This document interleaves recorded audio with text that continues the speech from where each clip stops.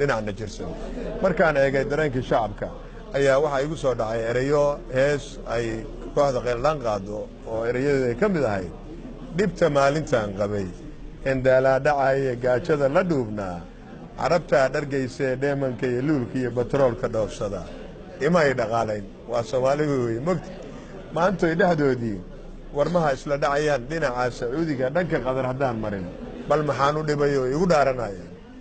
inkastoo dhulkaygii dhaqaaluhu u liito dagaalana ka dhacaya dhagxumadu ku badan tahay Soomaaliya la dhahayo dhulin raac ma noqon karo waan dhowri sharaftay hadalkay dhahayaan wallahi igama dhaadho ummadda Soomaaliyeed inaha markaan ururiyay dareenkoodu sida ayuu ah ninka cadaanka ah waxaan ku leeyahay heestatan waana ku tarjumayaa markaad u tagto qadar ama wadamada carabta ama hay'adaha raasku u turjumaan marka go'aanka Soomaalidu saaweeye idinkana mar kale waan inkaga mahadcelinayaa